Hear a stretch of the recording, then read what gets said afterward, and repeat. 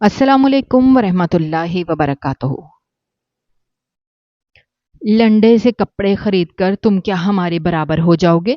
मेरे चचाजाद नईम ने मेरा कॉलेज में मजाक उड़ाया था। मैं दिल बर्दाश्त होकर दोबारा कॉलेज ही नहीं गया। मेरा बाप गरीब लोहार था जो सारा दिन आग की भट्टी के सामने तपता रहता। मैंने प्राइवेट इम्तहान की तैयारी की और दिन में रंग करने वालों के साथ ठेके पर काम करने लग गया। 4 साल बाद मैं उसी ऑफिस में इंटरव्यू देने गया जहां मैंने रंग का काम किया था। तो चेयरमैन साहब मुझको मेरी डिग्री को हैरत से देखने लगे। मैं घबरा कर उठा और मायूसी से जैसे ही कदम बाहर बढ़ाए, उन्होंने फौरन उठकर मुझको गले से लगा लिया। मैं हैरत से उनका मुंह देखने लगा क्योंकि मेरा नाम साजिद है और मेरी जिंदगी की शुरुआत उस गली से हुई जहां कच्चे मकानों की कतार थी, जहां दिन भर धूप में जलती हुई दीवारें शाम को भी गर्मी छोड़ती थीं, जहां गुर्बत हमारी हर सांस के साथ जुड़ी हुई थी। मेरे बूढ़े बाप ने जिंदगी की दोपहरें ईंटें उठाते हुए गुजार दी और शामें हाथों में छाले लिए सड़क किनारे बैठकर सांसें बहाल करने में गुजार दी। उनके झुके हुए कंधों पर हम सबका बोझ था। मैं खुद भी कभी मजदूरी करता तो कभी किसी होटल में बर्तन धो लेता, कभी गोदाम से बोरियां उठाता और कभी किसी के सामान की ढलाई करता। मेरी शक्ल अच्छी थी और कद भी निकल गया था, तो लोग मुझसे जल्दी काम करवाते और मुआवजा भी अच्छा दे देते थे। इसी मेहनत के सहारे मैंने एफए तक पढ़ाई मुकम्मल की, लेकिन ये सफर इतना आसान नहीं था। हर दिन एक नई आजमाइश, हर रात एक नई फिक्र, लेकिन अंदर कहीं एक आग थी जो बुझने नहीं देती थी कि मुझे आगे जाना है। मैंने मेहनत की, मुसलसल की और किसी से शिकवा शिकायत नहीं की।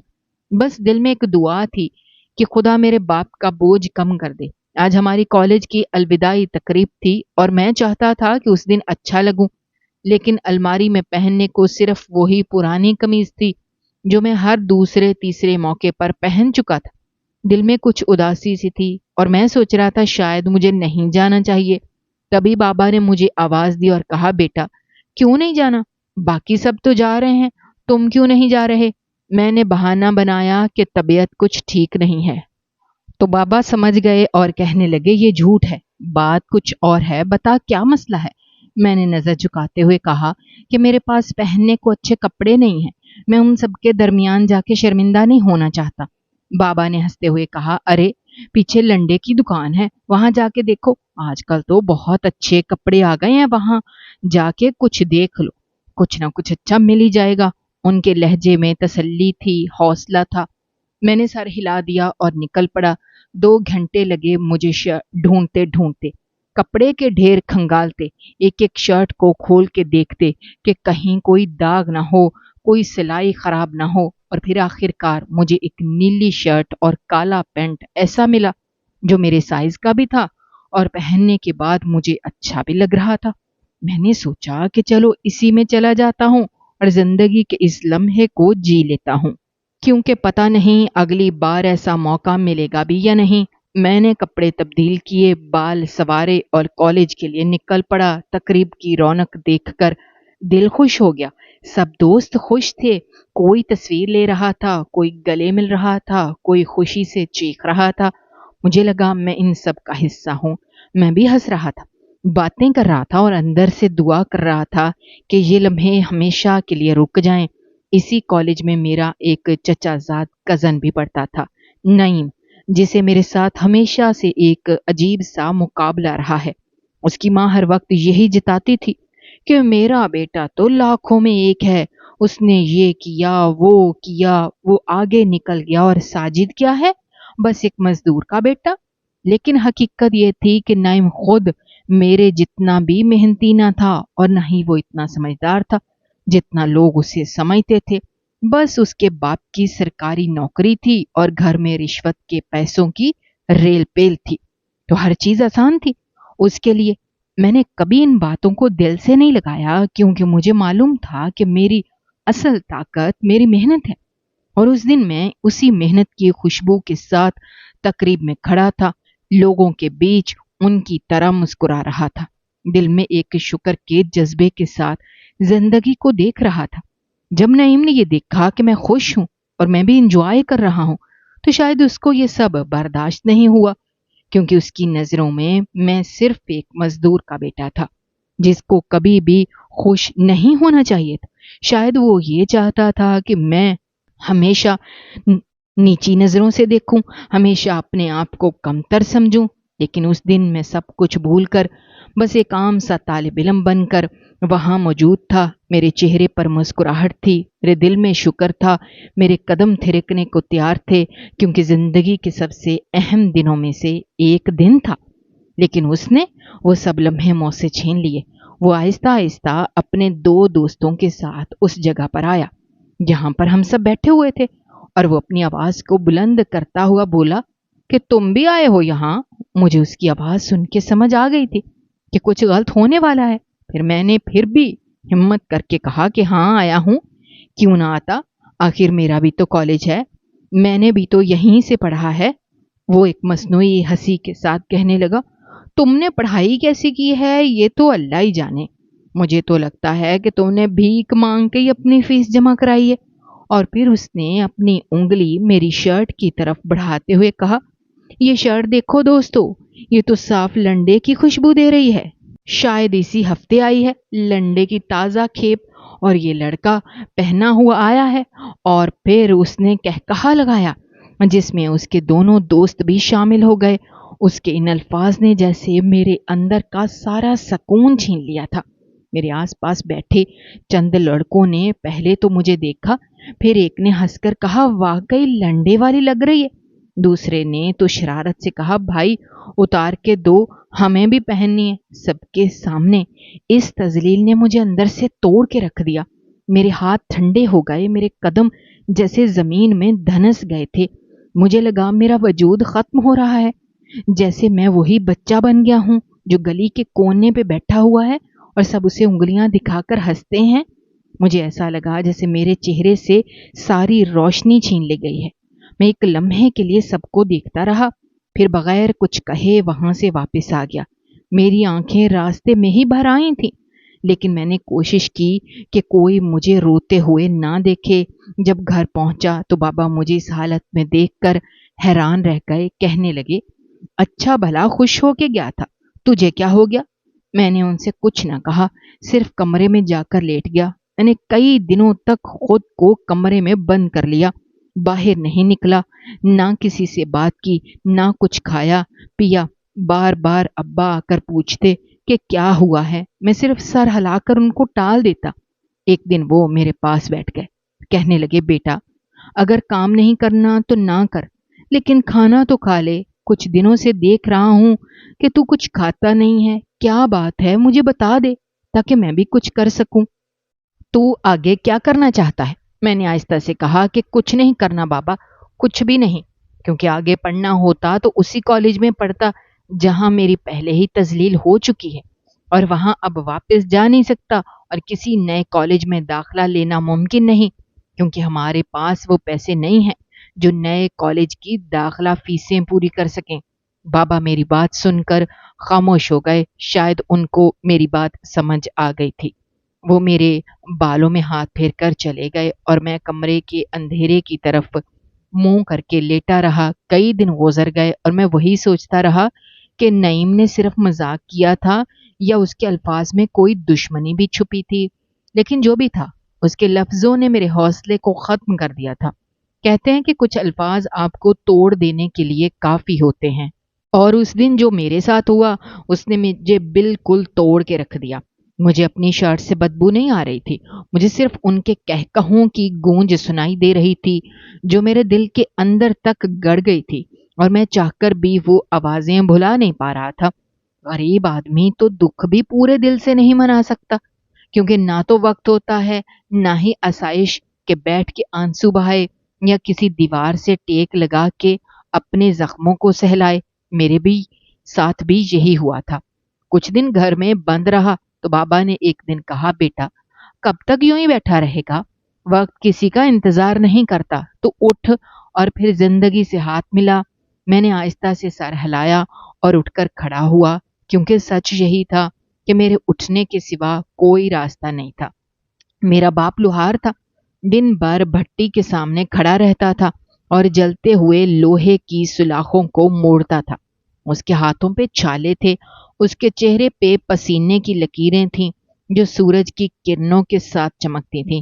اگر میں اس کا ہاتھ نہ بٹاتا تو وہ اکیلا یہ بوجھ کب تک اٹھاتا؟ اس لیے میں نے شہر میں رنگ و روغن کی ایک کمپنی کے ساتھ کام پکڑ لیا جو عمارتوں کو پینٹ کرتی تھی۔ اب میرا دن صبح سے شروع ہوتا اور شام کو ختم ہوتا۔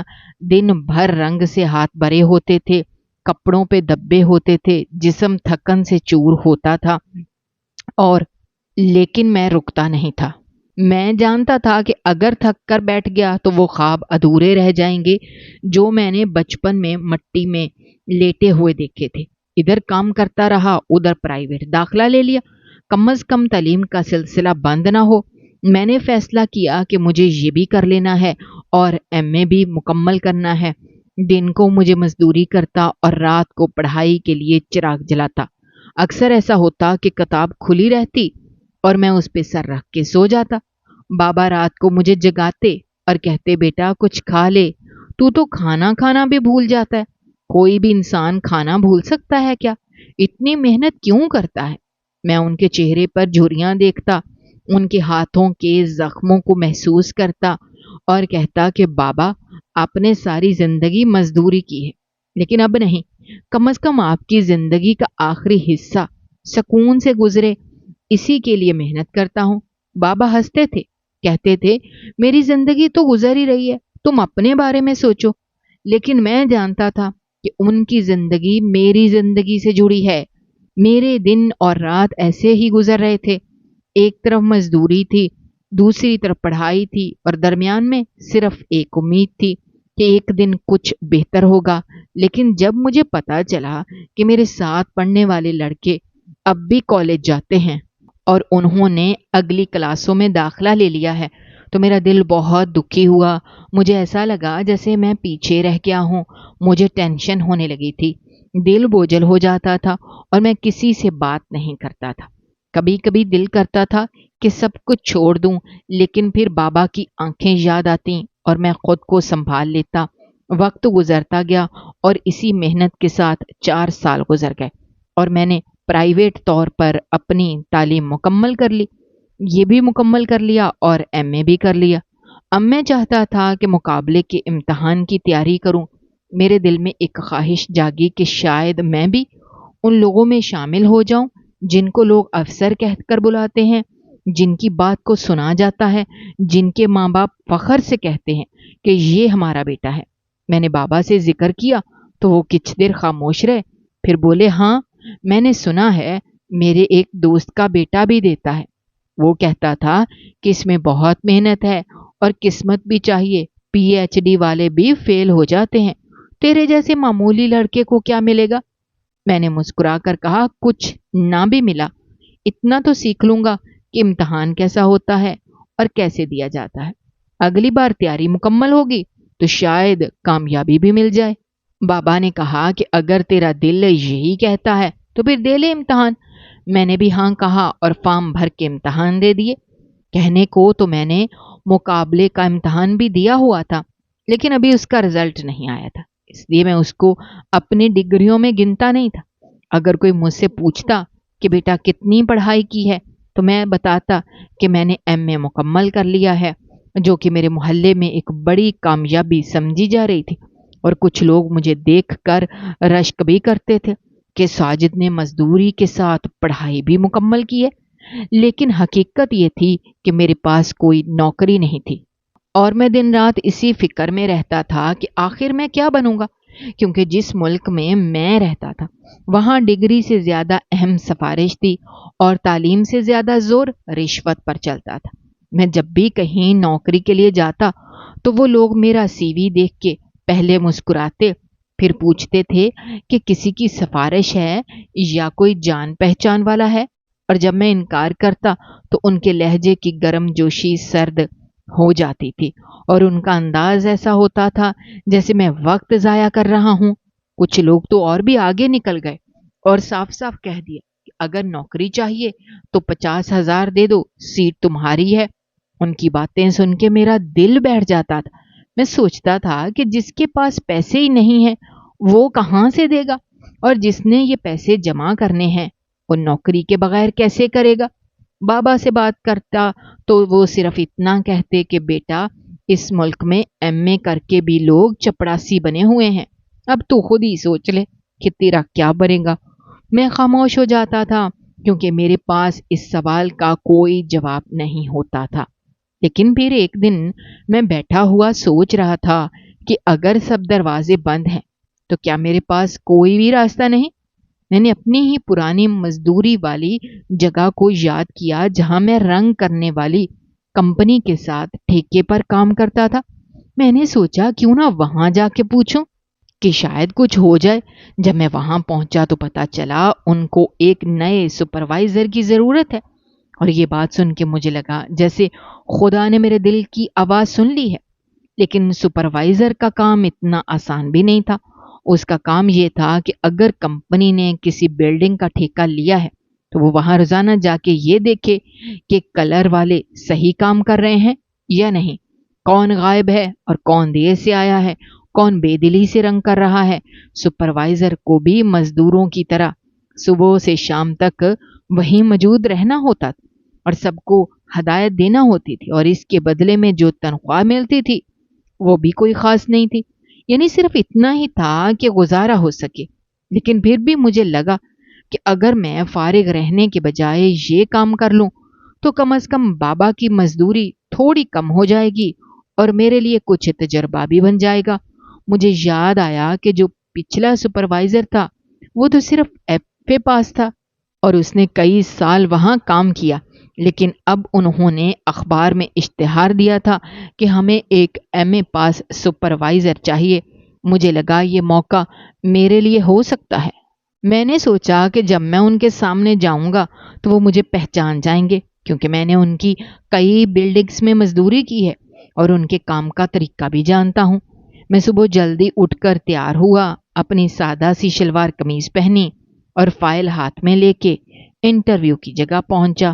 وہاں جب میں داخل ہوا تو مجھے پتا چلا کہ میں اکیلا نہیں ہوں اور کئی لڑکے پہلے سے لائن میں کھڑے ہیں۔ میں بھی ان کے ساتھ لائن میں کھڑا ہو گیا اور انتظار کرنے لگا۔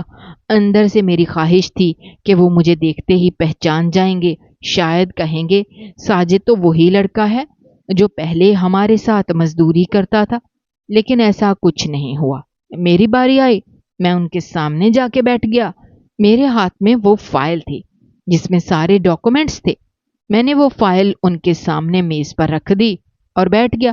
وہ فائل دیکھنے لگے اور میں دل ہی دل میں دعا کرنے لگا کہ خدا کرے انہیں میری تعلیم پسند آ جائے اور وہ مجھے یہ نوکری دے دیں۔ لیکن میرے لیے حیرت کی بات یہ تھی کہ انہوں نے فائل کو ایک طرف رکھ دیا اور آج کا اخبار کھول کے پڑھنے لگے۔ ان کے اس رویے سے میرے دل میں ایک ٹھنڈا سا احساس ہونے لگا۔ میں ان کے چہرے کو دیکھ رہا تھا اور وہ ایک دوسرے کے کانوں میں کچھ باتیں کر رہے تھے، اور ان کے چہروں سے مجھے کوئی امید کی کرن دکھائی نہیں دے رہی تھی، اور میں سوچنے لگا شاید میری قسمت میں یہ نوکری بھی نہیں ہے۔ وہ دوسرے کے کان میں کچھ سرگوشیاں کر رہے تھے اور ان کے چہروں پر وہ مخصوص ہنسی تھی جو کسی کو حقیر سمجھنے والے لوگ رکھتے ہیں۔ میں اندر گیا تو کسی نے میری طرف صحیح طریقے سے دیکھا بھی نہیں، جیسے میں وہاں موجود ہی نہیں ہوں۔ ان کے انداز سے مجھے اندازہ ہونے لگا تھا کہ شاید وہ میرے کپڑوں پر بات کر رہے تھے۔ میرے جوتے پرانی حالت میں تھے، قمیض شاید زیادہ پرانی نہیں تھی لیکن استری نہ ہونے کی وجہ سے وہ سکڑی ہوئی لگ رہی تھی۔ پتلون پر بھی پرانی گرد جمع ہوا تھا۔ مجھے اسی بات سے سب سے زیادہ نفرت تھی جب لوگ کسی کی ظاہری حالت کو دیکھ کر اس کی اوقات کا اندازہ لگاتے ہیں، جیسے غربت کوئی گناہ ہو، جیسے محنتی ہونا کوئی جرم ہو۔ میں وہاں کچھ دیر بیٹھا رہا لیکن انہوں نے میری طرف کوئی خاص توجہ نہ دی، تو میں نے کہا کہ میں چاہتا ہوں۔ میں اٹھ کے جانے لگا اور دروازے تک پہنچ گیا، تبھی کسی نے آواز دی، مسٹر ساجد ذرا ادھر آئیں۔ میں چونک گیا کہ شاید میرا انٹرویو ابھی شروع ہونے والا ہے۔ میں واپس پلٹا تو جو صاحب کرسی کے سب سے آگے بیٹھے تھے اور جن کے بارے میں مجھے بتایا گیا تھا کہ وہ اس کمپنی کے مالک ہیں، وہ اٹھ کر میری طرف آئے اور اچانک مجھے گلے سے لگا لیا۔ میں تو بالکل ہکا بکا رہ گیا۔ دل میں ہزار سوال اٹھنے لگے کہ یہ کیا ہو رہا ہے۔ وہ جو مالک تھا جو اکثر بہت روبدار نظر آتا تھا، وہ آج مجھے گلے کیوں لگا رہا ہے؟ میں جیسے ہی اس کے گلے سے لگ ہوا تو اس نے خوشی سے کہا، نوجوان، تمہیں کیا ہو گیا ہے؟ تم ہمارے سپروائزر کی نوکری کے لیے آئے ہو؟ ہم تو اب تمہارے پاس آئیں گے دستخط کروانے کے لیے۔ تم تو اب افسر ہو گئے ہو۔ تم نے آج کا اخبار نہیں دیکھا؟ میں حیرانی سے بولا کہ نہیں، میں نے تو نہیں دیکھا۔ انہوں نے کہا لگایا اور کہا کہ تم نے پورے شہر میں ٹاپ کیا ہے، سی ایس ایس کے امتحان میں اول آئے ہو۔ تو اب یا تو ڈپٹی کمشنر بنو گے یا اسسٹنٹ کمشنر، شاید تمہیں اس سے بھی بڑی پوسٹ مل جائے، اور تم یہاں سپروائزر کی جاب کے لیے آئے ہو۔ اتنے بڑے آدمی کو اتنا بے پرواہ نہیں ہونا چاہیے۔ انہوں نے میری طرف اخبار بڑھایا۔ میں نے جیسے اخبار پر نظر ڈالی، میری آنکھیں کھل گئیں۔ میری تصویر تھی اور میرے نام کے ساتھ نمایاں الفاظ میں لکھا تھا، ساجد محمود نے پورے شہر میں سی ایس ایس کے امتحان میں پہلی پوزیشن حاصل کی ہے۔ میری آنکھوں سے آنسو نکل آئے۔ میں نے بے اختیار نظریں نیچے جھکا لیں۔ وہ لوگ ہنس رہے تھے، خوشی سے مجھے مبارکباد دے رہے تھے۔ کمپنی کا وہی سخت گیر مالک میرے کندھے پر تھپکی دے کر کہنے لگا، جب تم ہمارے ساتھ کام کرتے تھے تب تم نے کیوں نہیں بتایا کہ تم پڑھائی بھی کر رہے ہو؟ ہم اتنے بھی برے نہیں تھے کہ تمہاری مدد نہ کرتے، لیکن تم نے تو سب کچھ چپ چاپ ہی کر دیا، اور اب دیکھو اللہ نے تم پر کیسا کرم کیا ہے۔ میں حیران بھی تھا اور خوش بھی۔ میری زبان جیسے بند ہو گئی تھی۔ میں صرف شکر ہی ادا کر پا رہا تھا۔ دل ہی دل میں یہ سوچ رہا تھا کہ اگر میری ماں زندہ ہوتی تو آج وہ کتنی خوش ہوتی۔ میں نے وہ اخبار پکڑا، تیزی سے باہر نکلا، جیسے میرے پیروں میں پر لگ گئے ہوں۔ راستے بھر میں لوگوں کو وہ خبر دکھاتا رہا، میں بھاگتا رہا۔ آخر کار گھر پہنچا۔ دروازہ کھولتے ہی ابا سامنے نظر آئے۔ میں نے ان کے سامنے اخبار رکھا اور کہا، ابا یہ دیکھو۔ ابا پہلے حیرانی سے مجھے دیکھتے رہے، پھر اخبار دیکھا تو ان کی آنکھیں کھل گئیں اور پھر ان میں نمی سی آ گئی۔ میں نے ان کو آدھے گھنٹے تک سمجھایا کہ یہ سچ ہے، مذاق نہیں کر رہا، یہ خواب نہیں ہے، حقیقت ہے۔ وہ بار بار میرے چہرے کو دیکھتے اور پھر اخبار کی سرخی پڑھتے، جیسے ان کا دل ماننے کو تیار ہی نہ ہو۔ لیکن جب مان گیا تو سب سے زیادہ خوش وہی ہوئے۔ ان کی آنکھوں میں وہ چمک تھی جو میں نے آج سے پہلے کبھی نہیں دیکھی تھی۔ ان کی آواز روند گئی تھی اور وہ بار بار میرا ماتھا چومتے جا رہے تھے، میرے سر پر ہاتھ پھیرتے جا رہے تھے۔ ان کے ہونٹ کانپ رہے تھے اور وہ بار بار اللہ کا شکر ادا کر رہے تھے، کہتے جا رہے تھے، میرے بیٹے نے میرا سر فخر سے بلند کر دیا، میری محنت رنگ لے آئی، میری دعائیں قبول ہو گئیں۔ میں نے ان کے پاؤں پکڑ لیے اور کہا، ابا یہ سب آپ کی دعاؤں کا نتیجہ ہے۔ آپ نے ہمیشہ مجھے سمجھایا، برداشت سکھایا، حوصلہ دیا۔ اگر آپ نہ ہوتے تو میں یہاں نہ پہنچتا۔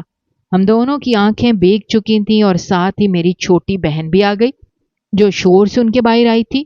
وہ بھی خوشی سے جھومنے لگی اور امی کی تصویر کو سلام کرنے لگی، جیسے وہ سب کچھ دیکھ رہی ہوں۔ میں خاموشی سے ان سب کو دیکھتا رہا، دل ہی دل میں شکر ادا کرتا رہا کہ زندگی نے ایک نیا موڑ لیا ہے۔ غربت کے اندھیرے چھٹنے والے ہیں اور اب عزت کا سورج طلوع ہونے والا ہے۔ اس کے بعد میری ٹریننگ شروع ہوئی۔ اللہ نے بڑا کرم کیا، سارے مرحلے آسان ہوئے، مجھے کوئی دقت نہیں ہوئی، کیونکہ دل سے نکلی ہوئی دعا اور سچی محنت کبھی رائیگاں نہیں جاتی۔ جب میں وہاں پہنچا تو میں نے دیکھا کہ باقی سب بھی بڑے ذہین اور پڑھے لکھے لوگ ہیں۔ ان کی چال ڈھال، ان کا بولنے کا انداز، ان کا اٹھنا بیٹھنا، سب کچھ اس بات کی گواہی دے رہا تھا کہ یہ لوگ خاص ہیں۔ میں نے یہ بات جلدی سے سمجھ لی کہ مقابلے کے امتحان پاس کرنے کے بعد اصل امتحان اب شروع ہوا ہے۔ یہاں آ کر صرف ڈگری یا قابلیت نہیں بلکہ شخصیت بھی دیکھی جاتی ہے، کیونکہ جو بندہ آگے جا کر عوام کے درمیان کام کرے گا، لوگوں کے مسائل سنے گا، ان کی زندگی کے فیصلے کرے گا، اسے مکمل طور پر ایک سلجھی ہوئی شخصیت کا مالک ہونا چاہیے۔ اور یہی وہ چیز تھی جس پر مجھے تھوڑا سا کام کرنا تھا۔ میں یہ مانتا ہوں کہ میں شکل و صورت سے برا نہیں تھا، بلکہ کافی لوگ کہتے تھے کہ میں خوبصورت ہوں، لیکن مزدوری نے میرے ہاتھ کالے کر دیے تھے۔ میرے ناخن سخت ہو چکے تھے، میری جلد کھردری ہو گئی تھی، میرے چہرے پر تھکن لکھی ہوئی تھی، لیکن جوں جوں وقت گزرا میرا انداز بدلنے لگا، میرے کھانے پینے کا طریقہ بہتر ہو گیا، میرے رہن سہن میں نرمی آ گئی، میرے چہرے پر ایک وقار سا آنے لگا، اور جب لوگ مجھے افسر کہہ کر بلاتے تو مجھے لگتا واقعی میرے اللہ نے میری محنت کا صلہ دے دیا۔ مجھے جو نیلا گھر ملا تھا وہ سرکاری تھا، اس میں ضرورت کی ہر چیز تھی۔ میں نے سب سے پہلے اپنے بابا کا کام بند کرایا، ان کو بتایا کہ اب تم نے صرف آرام کرنا ہے، تمہاری ذمہ داری ختم ہو گئی، تم نے اپنا فرض پورا کر دیا، اب تم صرف میرے ساتھ رہو گے۔ میں ان کو لے کر سرکاری گھر گیا، ان کا الگ کمرہ بنایا، ان کو الگ بیڈ تھا، اے سی لگا ہوا تھا، اور ان کے آرام کے لیے ایک نوکر رکھا تھا جو صرف ان کے کام کے لیے تھا، جو ان کے پاؤں دبائے، جو ان کے لیے وقت پر چائے بنائے، کھانا تیار کرے، ان کی دوائیوں کا خیال رکھے، اور ان کو صرف ایک بات کہے کہ ابا جی آپ بس دعائیں دیں۔ ان کا چہرہ وہ چمک رہا تھا جو کبھی میں نے بچپن میں دیکھا تھا جب انہوں نے مجھے پہلی بار اسکول کا یونیفارم دلایا تھا۔ وہ مسکراہٹ جو انہوں نے برسوں پہلے کہیں چھوڑ دی تھی وہ اب واپس آ گئی تھی۔ ان کی آنکھوں میں وہ روشنی واپس آ گئی تھی جو غربت نے چھین لی تھی، اور میرے لیے یہی سب سے بڑی کامیابی تھی۔ میرے پاس اب ایک سرکاری گاڑی تھی جس پر نیلی بتی جلتی تھی، ڈرائیور مجھے ہر جگہ لے کر جاتا تھا، ایک نوکر تھا جو میرے کپڑے سنبھالتا تھا، کھانے کا خیال رکھتا تھا، اور 2 گارڈز تھے جو ہر وقت میرے ساتھ رہتے تھے۔ مجھے معلوم تھا کہ یہ سب چیزیں عارضی ہیں اور یہ سب اللہ کی طرف سے ہے، اسی لیے میں ان سب چیزوں کو فخر کے طور پر نہیں بلکہ شکر کے طور پر اپناتا تھا۔ میرا کام تھوڑا مشکل تھا کیونکہ مجھے روزانہ درجنوں فائلیں دیکھنی ہوتی تھیں، لوگوں کے مسائل سننے ہوتے تھے، ہر فائل پر دستخط کرنے سے پہلے اس کے ہر پہلو کو سمجھنا ہوتا تھا، کیونکہ ایک فیصلہ کئی زندگیوں کو متاثر کر سکتا ہے۔ اس لیے میں اپنی پوری دیانتداری سے کام کرتا تھا، اور جب مجھے تھکن محسوس ہوتی تو میں بابا کے کمرے میں جا کر بیٹھ جاتا، ان کے چہرے کی رونق دیکھ کر مجھے تازگی ملتی۔ اور پھر ایک دن ایسا آیا کہ وہ پینٹ کمپنی کا جو کبھی میرا مالک تھا اور جس کے ساتھ میں مزدوری کرتا تھا، اس نے مجھے اپنے گھر دعوت پر بلایا۔ مجھے حیرانی ہوئی کیونکہ میں نے سوچا کہ شاید وہ بس پرانا تعلق یاد کر کے بلایا ہے، لیکن جب میں گیا تو اس نے میری بڑی عزت کی، میرے لیے خاص کھانے تیار کیے، میری خوشبوؤں سے مہکتی ہوئی آمد کا استقبال کیا، اور پھر ایک بات کہی جو میں سوچ بھی نہیں سکتا تھا۔ اس نے کہا ساجد بیٹا، میں چاہتا ہوں تم میرے داماد بنو، میری بیٹی کا رشتہ تمہارے لیے ہے۔ مجھے یہ بات سن کر بہت حیرت ہوئی کیونکہ کبھی کوئی مالک اپنے پرانے مزدور کو یہ درجہ نہیں دیتا، لیکن میں نے اس کی بات کو عزت دی۔ میں نے کہا کہ اگر آپ کو میری ذات پر اعتبار ہے تو میں انکار نہیں کرتا۔ میں نے بغیر لڑکی کو دیکھے ہی ہاں کر دی، اور جب کچھ دن بعد رشتہ طے ہوا میں نے اپنی منگیتر کو دیکھا تو وہ واقعی بہت خوبصورت اور سلجھی ہوئی لڑکی تھی۔ اس نے میری زندگی کو مزید آسان بنا دیا۔ میں نے محسوس کیا کہ اللہ تعالیٰ جب دیتا ہے تو بے حساب دیتا ہے، وہ صرف رزق ہی نہیں دیتا بلکہ عزت دیتا ہے، سکون دیتا ہے، اور اچھے لوگ بھی دیتا ہے۔ پھر ایک دن میں اپنے دفتر میں بیٹھا تھا اپنے روزمرہ کے کاموں میں مصروف کہ اچانک مجھے اطلاع دی گئی کہ کوئی نعیم نامی شخص آپ سے ملنے آیا ہے۔ پہلے تو میں نے سوچا کہ یہ کون ہو سکتا ہے، لیکن جب وہ میرے کمرے میں داخل ہوا تو میں چونک گیا۔ یہ تو وہی نعیم تھا جو کبھی میرا کزن تھا اور جس نے میرے ساتھ بہت برا کیا تھا، وہ جس نے سب کے سامنے میرا مذاق بنایا تھا، میری تذلیل کی تھی، وہ آج میرے سامنے عاجزی سے کھڑا تھا۔ اس کے چہرے پر پریشانی صاف دکھائی دے رہی تھی۔ وہ کہنے لگا یار ساجد مجھے معاف کر دو، مجھے ایک بڑی پریشانی لاحق ہے۔ میں نے کچھ لوگوں کے ساتھ کاروبار کیا اور وہ میرے ساتھ دھوکا کر گئے، اب میں قرض میں ڈوبا جا رہا ہوں۔ اگر تم نے میری مدد نہ کی تو شاید میں اپنی زندگی کو ختم کر لوں گا۔ یہ سن کر میرے دل میں ایک لمحے کے لیے غصہ آیا کہ یہ وہی شخص ہے جو مجھے لنڈے کے کپڑوں کی بدبو کا تانا دیتا تھا، لیکن اگلے لمحے میں نے سوچا اللہ نے مجھے اتنا بلند کر دیا ہے کہ اب مجھے ایسے چھوٹے دل نہیں رکھنا چاہیے۔ وہ مجھ سے معافی مانگ رہا تھا اور مدد مانگ رہا تھا، اگر اس کا مسئلہ قانونی ہے اور میں مدد کر سکتا ہوں تو کیوں نہ کروں۔ اس نے مجھے بتایا کہ اس کی پارٹی کے ساتھ کچھ قانونی پیچیدگیاں ہیں جن کو حل کرنا ضروری ہے، ورنہ وہ برباد ہو جائے گا۔ میں نے اس سے وعدہ کیا کہ تم فکر نہ کرو، اگر تم سچ کہہ رہے ہو تو تمہارا کیس قانونی ہے تو تمہارا کام ہو جائے گا۔ پھر میں نے اس کا کیس خود دیکھا اور جو ممکن ہو سکا وہ کیا اور اس کا مسئلہ حل ہو گیا۔ وہ مجھ سے بار بار شکریہ ادا کرتا رہا، کہنے لگا ساجد تم نے تو ہمارے خاندان کا نام روشن کر دیا، تم نے وہ کر دکھایا جو ہم سب نہ کر سکے، تم نے یہ کر کے بھی ہمیں معاف کیا جنہوں نے تمہیں برا کہا تھا۔ میں نے اس سے کہا نعیم، انسان کو وہ وقت یاد رکھنا چاہیے جب اس کے پاس کچھ نہیں تھا تاکہ وہ کبھی غرور نہ کرے۔ میں نے کہا میرے ساتھ جو کچھ ہوا وہ مجھے مزید مضبوط کرنے کے لیے ہوا اور اللہ نے مجھے وہ سب کچھ دے دیا جس کا کبھی تصور بھی نہیں کیا۔ اور اب میرا فرض ہے کہ میں لوگوں کی مدد کروں، ان کے مسائل سنوں اور جو کچھ میں کر سکتا ہوں وہ کروں، اور یہی وہ راستہ ہے جس پر چل کر انسان کا دل سکون پاتا ہے۔ اس کے بعد نعیم چلا گیا، لیکن میں دیر تک سوچتا رہا کہ زندگی کا سفر کیسے بدلتا ہے۔ کبھی ہم ایک ہی چھت کے نیچے رہتے تھے اور آج حالات نے کیا منظر دکھا دیا، لیکن اس میں سارا کمال اللہ کا ہے اور محنت کا ہے، اور میں خوش تھا کہ آج میں کسی کا سہارا بن سکا، کسی کے کام آ سکا، اور میرے بابا کا وہ خواب جو انہوں نے میرے بچپن میں دیکھا تھا وہ اب حقیقت بن چکا تھا، اور میں خود کو کامیاب انسان سمجھتا تھا کیونکہ میرے پاس عزت تھی، سکون تھا، خاندان کی خوشی تھی، اور وہ سب کچھ تھا جس کے لیے میں نے برسوں محنت کی تھی۔ یہی میری زندگی تھی اور میں اس زندگی میں بہت خوش تھا۔ ناظرین، ہماری آج کی یہ کہانی آپ کو کیسی لگی؟ کمنٹ باکس میں اپنی رائے کا اظہار کرنا مت بھولیے گا، اور اگر آپ ہمارے چینل پر نئے ہیں تو چینل کو سبسکرائب کرنا بھی مت بھولیے گا۔ شکریہ، اللہ حافظ۔